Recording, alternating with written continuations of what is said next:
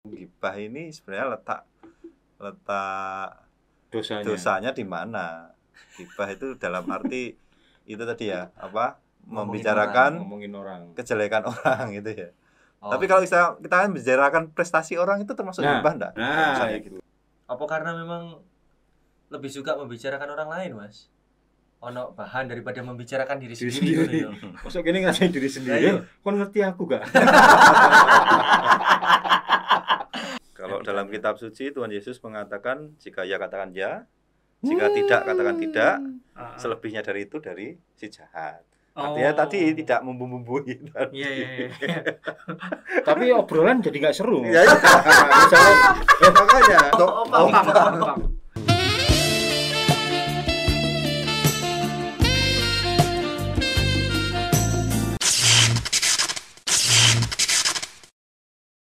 Halo semua, jumpa lagi di Dosa Asal. Saya berdosa. Saya berdosa. Saya sungguh berdosa.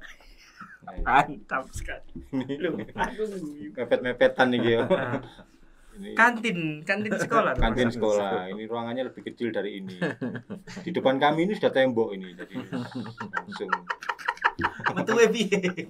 Iya, enggak bisa kita keluar dari bawah tanah kan. Terowongan ini sebenarnya. Ya, jadi ini Dosa Asal yang kali ini membahas tentang gibah kalau di pergunjingan. Gunjingan tuh sampai jadi jadi industri tayangan nih sampai hari ini ya. Iya, betul. Gosip. Lambe turah. Lek gosip itu ngomongin artis tapi orangnya di situ. Ya kan, ngomong kehidupan artis gitu. Tapi kadang ya orangnya nggak ada di situ. Tapi apakah ini kan memang orang tuh paling seneng kan kalau disuruh gibah yo. Ya, julid. Beda ya, Beda. gibah toh. Nek julid kan sampai ngatain. Beda, iya, benar. Ini cuma ngomong, "Lah yo, mesti ngono." Oh, iya. Openingnya mesti ngono, ibu-ibu lek nang Kon ngerti gak? nah itu. Mosok sih. Kon ngerti gak? Lah yo. Aku ngerti tapi jok ono sapa-sapa yo. Awalnya kan ngono, Mas. Pokoknya nada yang ngono wis Gak mesti lah iku, sing terakhir gak mesti. beda. Sing terakhir gak mesti. Gak mesti. Kon ngerti ajeng. Nah, Iku baru. Ngerti ajeng tibake. Sing nyeluk jeng ya. Kan iki wedok-wedok telepon nang kantor. Kompleknya Mas Yudit to. Sik nyeluk Kanjeng Ratu kan. Yuk. Ngono esane. Ya, you. Ngerti gak? Mulane bengi-bengi. Wis dikai penekanan. Mulane bengi-bengi. Apa pengalamanmu apa? Mulai bengi-bengi. Enggak. Oh. Melihat pergunjingan aku biasanya ndelok nang iku nang nang Melijo iku lho sing tukang sayur iku lho. Wah, gak tahu Bus. Swalayan terus kon. Swalayan. Enggak bakul sayur langsung toko iku lho apa. Kayak toko ngono lho lah. Sing ngono lah, gak minimarket aku. Kenapa ya kok seru banget ngomongin orang kejelekannya? Apa karena memang lebih suka membicarakan orang lain, Mas? Ono bahan daripada membicarakan diri sendiri. Masuk gini ngasain diri sendiri. Kon ngerti aku gak? Aku lo wingi mari jatuhnya sombong. Sombong. Atau adu nasib. Iya. Jual kesedihan Iya benar. Kenapa ya? Kok suka sekali ngomongin orang tuh ya. Aristoteles itu pernah mengatakan man by nature desire to know. Jadi memang secara natural kita Pingin semua itu kepo ya. Sudah dari sononya kita itu selalu ingin mencari tahu. Nah, cuman memang kita harus dikaji dulu gibah ini sebenarnya letak dosanya di mana. Gibah itu dalam arti itu tadi ya, ngomongin orang, kejelekan orang gitu ya. Tapi kalau kita kan membicarakan prestasi orang itu termasuk gibah enggak? Gitu. Jarine ono sing ngomong ngrasani gak ono ngrasani api. Ngono. Masuk kene ngrasani api. Awale api.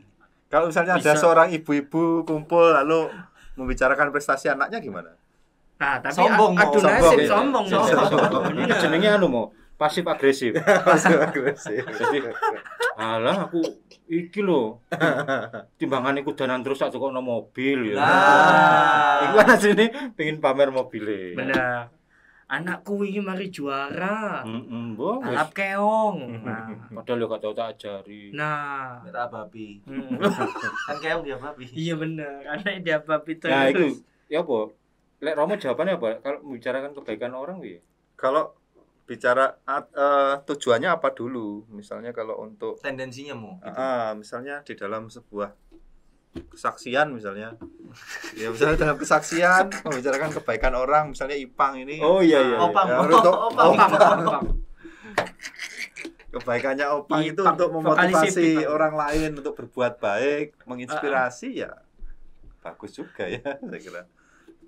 Tapi kalau misalnya membicarakan Opang kejelekannya dan itu sesuatu yang enggak tujuannya memang untuk menjatuhkan dia, untuk merendahkan martabat gitu. Kenyataannya memang jelek. Iya. Susah ya, Mo. Ya tujuannya apa ya tapi ya tujuannya itu untuk supaya orang waspada gitu ya, supaya tidak mengalami nasib seperti Opang begitu. Aku gini aku punya pengalaman pribadi Untuk mempertahankan keharmonisan rumah tanggaku aku selalu membandingkan rumah tanggaku dengan rumah tangga orang lain.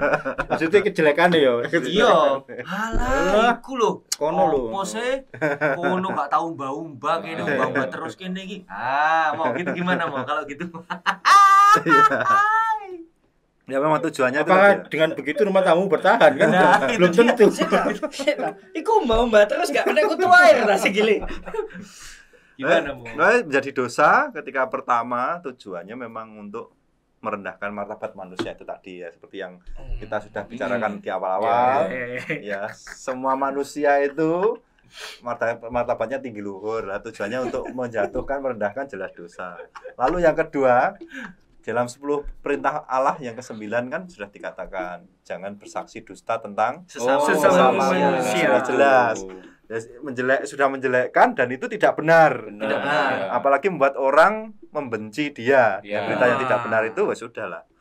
Ya itu jelas enggak bisa ya. Dosa. Biasanya yang disebut ngerasain itu memang framing Iya sih. Jadi kita menciptakan citra seseorang pada orang lain. Ojo gombuliku. Entutan misalnya. Itu mau framing lalu dia ini terpengaruh.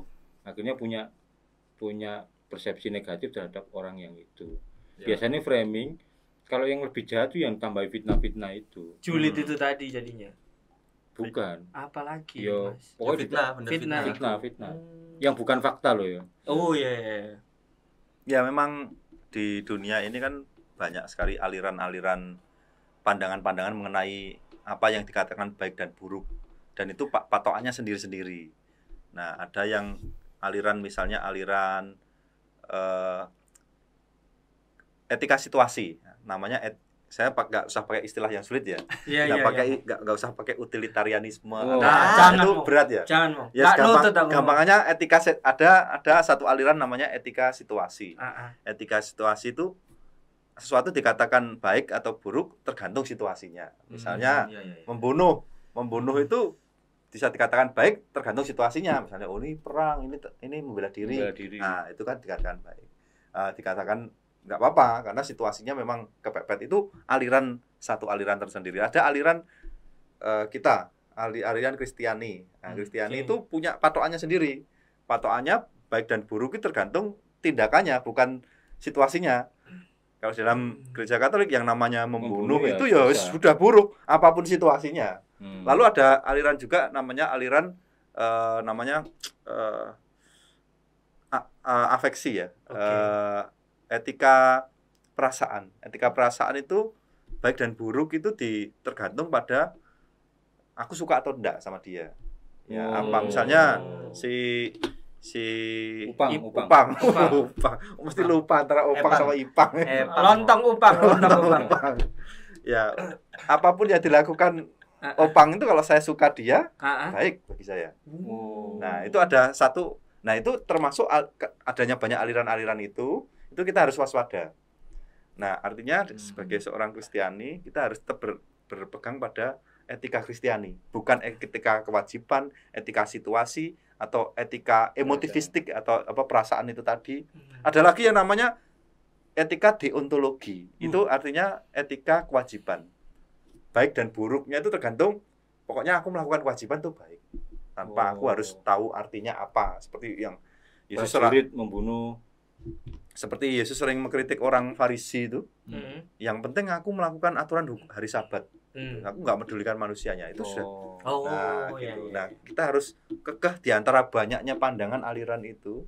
Kita tetap kekeh di Kristiani ini. Nah, jangan sampai kita jatuh pada etika emotivistik atau etika situasi tadi. Nah, konteksnya gibah itu ya ada framing dan sebagainya macamnya, itu jangan-jangan kita sudah jatuh terpengaruh pada situasi sosial di mana itu ya kita digerakkan oleh sekedar suka dan tidak suka itu. Jadi ya kan? Kalau yang jelas yang itu tadi yang 10 perintah Allah ke-9 tadi. Jangan bersaksi dusta. Gitu. Tapi kalau ngomongin orang misalnya si kebaikannya ngono ya sih gak apa-apa ya. Meskipun fakta-fakta yang terjadi gitu misalnya kayak fakta yang terjadi kayak berita gosip gitu kan. Itu kan fakta yang terjadi pada siapa katakanlah Opang gitu ya. Terus tapi faktanya seperti itu gimana, Mo? Ya asal enggak ditambah-tambahin enggak apa-apa. Ya, itu kan seringkali kan di bumbu-bumbunya itu ya bikin menarik ya. Itu jadinya bukan gibah, informatif itu. Informatif ya. Yang menjurus pada bersaksi dusta itu karena tambahan-tambahannya itu tambahan-tambahannya itu. Iya. Tapi memang seru loh ya gibah itu ya. Apalagi bumbunya itu. Apalagi bumbunya. Terus yang lain nimpali bumbunya itu. Oh iya aku ya tahu di ngono. Benar. Iya. Gimana mau kita etikanya menceritakan sesuatu yang menyangkut orang lain. Kalau dalam kitab suci Tuhan Yesus mengatakan jika ya katakan ya, jika tidak katakan tidak, selebihnya dari itu dari si jahat. Artinya tadi tidak membumbui. Iya. Tapi obrolan jadi nggak seru. Misalnya, makanya Opang itu tiba MC wedding. Oh iya, bisa seru. Selesai. Bisa seru. Kalau anune ya. Kalau seru. Gak seru. Narasine biasa. Koncone ngenteni lho, apa terusan iki yo. Gak masuk fakta tok. Iya. Jeng. Mek nyopo iku jenenge. Iya, kita kan selalu dibayang-bayangi oleh asumsi-asumsi. Iya. Seringkali misalnya kita tahu bahwa Opang kemarin pergi ke kebun binatang Mas. Kebun binatang. Nah, seringkali kan terus kita mencari-cari ya, kenapa dia ke kebun binatang? Kenapa harus ke kebun binatang misalnya? Dengan siapa? Tujuannya apa di situ? Berburu. Berarti dan itu dibumbui oleh itu tadi sentimen-sentimen, suka dan tidak suka.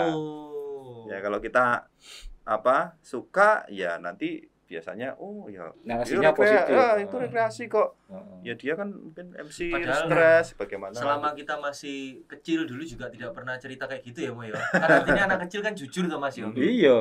Ya seperti berceritalah seperti anak kecil kan. Iya benar. Karena tongkrongannya kecil yo gak seru, Pak. Tongkrongannya kan pada cilik. Semakin tambah ngerti, semakin gede, semakin punya.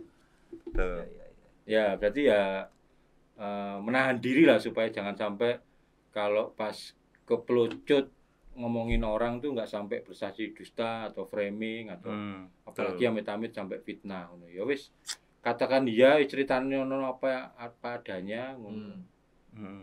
Ya menahan diri itu yang. Tapi gibah itu ya. Kalau cowok gibah juga enggak ya?